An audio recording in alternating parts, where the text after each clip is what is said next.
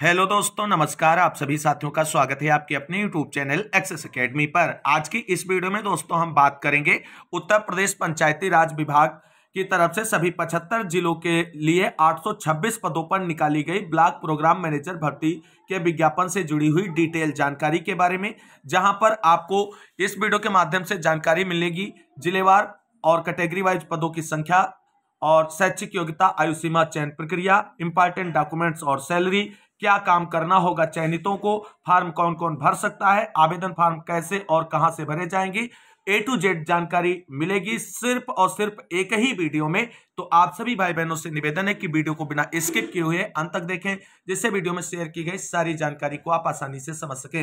Video में आगे बढ़ने से पहले छोटी सी रिक्वेस्ट है, प्लीज वीडियो को लाइक करें, दोस्तों में शेयर करें। जितने भाई बहन चैनल पर पहली बार विजिट कर रहे हैं और अभी तक चैनल से नहीं जुड़े हैं तो प्लीज चैनल को सब्सक्राइब करके बेल आइकन जरूर दबाएं, जिससे भर्ती से रिलेटेड आगे की ऑफिशियल और लेटेस्ट अपडेट आप सभी को समय समय पर मिलती रहे। तो आइए दोस्तों शुरू करते हैं आज का यह वीडियो। साथियों, आप सभी को बता दें, उत्तर प्रदेश पंचायती राज विभाग की तरफ से सभी 75 जिलों के लिए 826 पदों पर ब्लॉक प्रोग्राम मैनेजर की भर्ती आउटसोर्सिंग संविदा के बिहाफ पर निकाली गई है।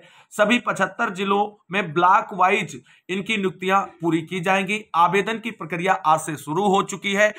एक बेहतरीन मौका है उन भाई बहनों के पास जो इच्छुक है एक नौकरी के और अपने ही ब्लॉक में नौकरी प्राप्त करने का एक अच्छा विकल्प आप सभी के सामने होने वाली है। पंचायती राज विभाग की तरफ से निकाली गई ब्लॉक प्रोग्राम मैनेजर भर्ती। अब देखते हैं इससे जुड़ी हुई डिटेल और ऑफिशियल विज्ञप्ति की जानकारी के बारे में। तो दोस्तों, यहां पर आप सभी लोग देख सकते हैं, ये पंचायती राज निदेशालय की तरफ से ऑफिशियल विज्ञप्ति यहां पर जारी कर दी गई है और यह भर्ती राष्ट्रीय ग्राम स्वराज अभियान RGSA योजना के अंतर्गत की जा रही है। पंचायती राज विभाग उत्तर प्रदेश द्वारा ब्लॉक परियोजना प्रबंधक यानी ब्लॉक प्रोजेक्ट मैनेजर के पदों पर चयन हेतु योग्य अभ्यर्थियों से ऑनलाइन आवेदन आमंत्रित किए जाते हैं। चयन प्रक्रिया विभाग द्वारा अनुमोदित आउटसोर्सिंग एजेंसियों messrs world class services limited एवं मेसर्स राजदीप इंटरप्राइजेज के माध्यम से उनके आवंटित जनपदों में की जाएगी। यानी 826 पदों की कुल भर्ती जो है वो दो सेवा प्रदाता एजेंसियों के माध्यम से संपादित की जाएगी। पहली है वर्ल्ड क्लास सर्विसेज लिमिटेड, दूसरी है राजदीप इंटरप्राइजेज। अब आपको यहां पर एक चीज क्लियर कर दें, कुछ जिलों में messrs world class services limited भर्ती कराएगी और कुछ जिलों में मेसर्स राजदीप इंटरप्राइजेज भर्ती कराई जाएगी। तो यह भर्ती आउटसोर्सिंग संविदा के बिहाफ पर होने जा रही है और इसके लिए किसी भी प्रकार के कोई रिटन एग्जाम की जरूरत नहीं है, सीधे मेरिट बेस ये भर्ती होने जा रही है। ये पॉइंट बिल्कुल आपको क्लियर समझ लेना है। अब यहां पर आप सभी लोग रिक्तियों का विवरण समझ सकते हैं। तो ब्लॉक परियोजना प्रबंधक यानी ब्लॉक प्रोजेक्ट मैनेजर के पदों की यह भर्ती है। कुल 826 पदों की भर्ती सभी 75 जिलों के लिए विज्ञापित हुई है। ST के लिए 17 पद आरक्षित हैं, SC के लिए 173 पद आरक्षित हैं, OBC के लिए 223 पद आरक्षित हैं और UR कैटेगरी के लिए 413 पद रिजर्व रखे गए हैं। आयु सीमा की अगर हम बात करें तो यहां पर न्यूनतम एज 18 वर्ष और अधिकतम एज 35 वर्ष रखी गई है। मानदेय 15,000 रुपए प्रतिमाह यहां पर मिलेगा चयनित अभ्यर्थियों को। कार्यस्थल यानी कहां पर आपको कार्य करना होगा, तो संबंधित जनपद के विकास खंड में तैनात सहायक विकास अधिकारी पंचायत के अधीन कार्य करना होगा। यानी आपको ब्लॉक मुख्यालय पर कार्य करना होगा और ब्लॉक मुख्यालय में जो सहायक विकास अधिकारी होते हैं उनके अधीन आपको कार्य करना होगा। आवेदन 28 नवंबर 2025 से 12 दिसंबर 2025 तक भरे जाएंगे। यानी आवेदन की लास्ट डेट यहां पर जो है 12 दिसंबर रखी गई है। आगे यहां पर देख सकते हैं अन्य योग्यताओं के बारे में। तो इस योग्यता क्या है इसके लिए, स्नातक ग्रेजुएशन में न्यूनतम 60% अंक होना अनिवार्य है। जो भी भाई बहन इस भर्ती के लिए आवेदन फॉर्म अप्लाई करना चाहते हैं, सबसे पहले वो अपनी ग्रेजुएशन के मार्क चेक करें। अगर वो 60% मार्क ग्रेजुएशन में रखे हैं यानी उनके हैं, तभी वो इसके लिए आवेदन कर सकते हैं। इससे कम मार्क वाले आवेदन नहीं कर पाएंगे। और इसके साथ साथ एक बात आपको ध्यान रखनी है कि इसके लिए BA, BSc, BCom, BBA तथा अन्य जितने भी ग्रेजुएशन लेवल के जो कोर्स हैं वो सभी वैलिड हैं। इसके साथ साथ कुछ कॉम्प्लीमेंट्री जो हैं क्वालिफिकेशंस की डिमांड की गई है, उनको भी ध्यान में रखना है आवेदन फॉर्म अप्लाई करने से पहले। तो यहां पर देख सकते हैं पहला पॉइंट है NIELIT से CCC प्रमाण पत्र, यानी आपके पास CCC प्रमाण पत्र होना चाहिए। अगर CCC प्रमाण पत्र नहीं है तो उससे उच्च योग्यता जैसे DCA, PGTCA, PGDCA, ADCA, O level या A लेवल प्रमाण पत्र धारक अभ्यर्थी पात्र होंगे। यानी स्नातक तो कंपलसरी है ही है, उसके साथ आपको आपके पास CCC सर्टिफिकेट होना चाहिए। अगर CCC नहीं है तो आप ग्रेजुएशन के साथ साथ में DCA, PGDCA, ADCA, O level या A लेवल प्रमाण पत्र है तो भी आप आवेदन कर सकते हैं। स्नातक तकनीकी क्षेत्र के लिए अगर हम बात करें तो यहां पर 60% अंकों के साथ वो भी आपका पास होना चाहिए, जैसे BCA, BSc IT, BSc BTech या MCA जो डिग्री प्राप्त अभ्यर्थी हैं वो भी इसके लिए आवेदन कर सकते हैं। तो ये शैक्षिक योग्यताएं हो गई, ये बात यहां पर क्लियर हो गया। अब आगे है महत्वपूर्ण इंस्ट्रक्शंस क्या है। अभ्यर्थी को उसी जनपद का मूल निवासी होना अनिवार्य है जहां पर आवेदन किया जा रहा है, यानी आप अपने ही जिले में इस भर्ती के लिए आवेदन कर सकते हैं, यह बात क्लियर है। एक से अधिक आवेदन पत्र आपके रिजेक्ट कर दिए जाएंगे। रिक्तियों का विस्तृत विवरण सेवायोजन पोर्टल पर उपलब्ध है, आवेदन केवल सेवायोजन पोर्टल पर ही स्वीकार किए जाएंगे, इस बात का ध्यान रखना।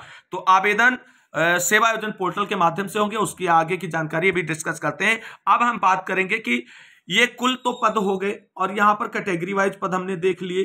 अब हम जिले वाइज देखेंगे कि किस जिले में कितने पदों पर यह भर्ती निकली है। तो दोस्तों यहां पर आप सभी लोग देख सकते हैं, यह पूरा डिटेल आप सभी के सामने है।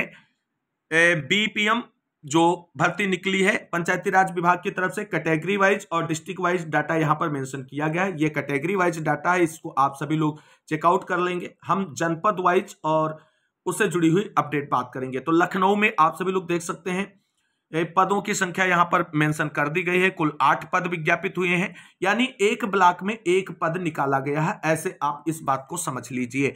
लखनऊ में 8 पद हैं, कौशाम्बी में 8 पद हैं, फिरोजाबाद में 9 है, बलरामपुर में 9 है, मऊ में 9 पद हैं, वाराणसी में 8 है, श्रावस्ती में 5 है, झांसी में 8 है, संतकबीरनगर में 9 है, जालौन में 9 है, चित्रकूट में 5 है, महोबा में 4 है, सीतापुर में 19 है, मैनपुरी में 9 है, हापुड़ में 4 है, मुजफ्फरनगर में 9 पद हैं, इटावा में 8 है, बांदा में 8 है, एटा में 8 है, गाजियाबाद में 4 है, कन्नौज में 8 है, संभल में 8 पद है, शामली में 5 पद है, मुरादाबाद में 8 पद है, चंदौली में 9 पद है, आजमगढ़ में 22, जौनपुर में 21, बलिया में 17, रायबरेली में 18, प्रतापगढ़ में 17, बस्ती में 14, अमेठी में 13, फतेहपुर में 13, सुल्तानपुर, कुशीनगर, सिद्धार्थनगर, बहराइच में 14 पद विज्ञापित हुए हैं। वहीं प्रयागराज में 23, सोनभद्र, कानपुर देहात में 10 पद, अंबेडकर नगर में 9, कानपुर नगर और मथुरा में 10 पद, गोरखपुर में 20, हरदोई में 19, देवरिया में 16, लखीमपुर खीरी में 15, गाजीपुर में 16, उन्नाव में 16, आगरा में 15, गोंडा में 16, बाराबंकी में 15, बुलंदशहर में 16 पद हैं, बरेली में 15 पद हैं, वहीं बदायूं में 15, शाहजहांपुर में भी 15 पद विज्ञापित हैं, ललितपुर में 6 पद हैं, भदोही में 6 पद हैं, पीलीभीत, हाथरस, औरैया में 7 पद विज्ञापित हैं, रामपुर बागपत में 6 पद हैं, कासगंज, फर्रुखाबाद, हमीरपुर में 7 पद हैं, अमरोहा में 6 पद हैं, मिर्जापुर, महाराजगंज में 12 पद विज्ञापित हैं, बिजनौर में और अयोध्या में 11 पद विज्ञापित हैं, अलीगढ़ में 12, सहारनपुर में 11, मेरठ में 12 और गौतम बुद्ध नगर में कुल 3 पदों पर भर्ती विज्ञापित हुई है। और इस तरीके से कुल 826 पदों पर भर्ती उत्तर प्रदेश के सभी 75 जिलों के सभी ब्लॉकों में विज्ञापित हुई है। ये बात बिल्कुल क्लियर कट हमने मेंशन कर दी है।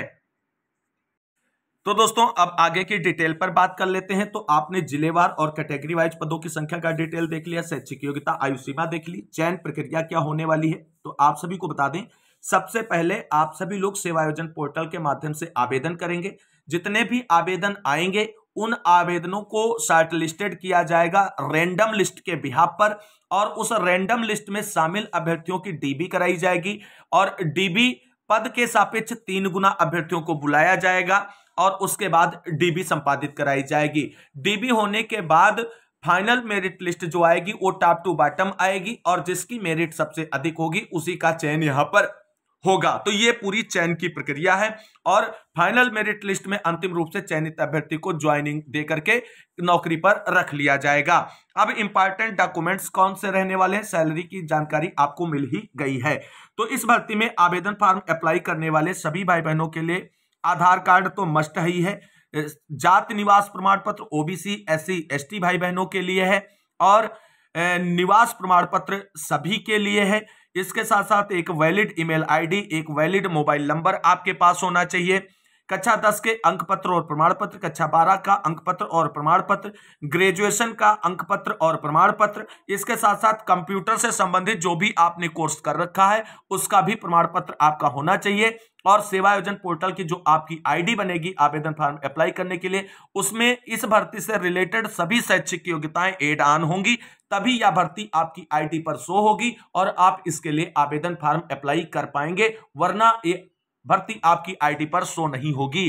तो सबसे पहले आप सभी लोग सेवा योजन पोर्टल पर अपनी आईडी जो बनाएं, उसमें इस भर्ती से रिलेटेड जो भी शैक्षिक योग्यताएं रखी गई हैं और आपके पास अगर वो शैक्षिक योग्यताएं हैं तो उनको फिलअप करके अपलोड करके डाटा कंप्लीट कर लें, जिससे चीजें आपके लिए सुगम हो जाएं और आसानी से आप 1 मिनट के अंदर आवेदन कर पाए सेवा योजन पोर्टल से इस भर्ती के लिए। तो काम क्या करना होगा, तो आपने देखा कि कंप्यूटर बेस्ड काम करना होगा। ब्लॉक मुख्यालय पर आपको फॉर्म कौन कौन भर सकता है, तो कोई भी पुरुष महिला विकलांग भूतपूर्व सैनिक या खिलाड़ी इसके लिए आवेदन कर सकता है जो इसकी शैक्षिक योग्यता तथा एलिजिबिलिटी क्राइटेरिया को फुलफिल करता हो। अब यहां पर किसी भी प्रकार के कोई एक्सपीरियंस की डिमांड नहीं की गई है इस ऑफिशियल विज्ञप्ति के अकॉर्डिंग।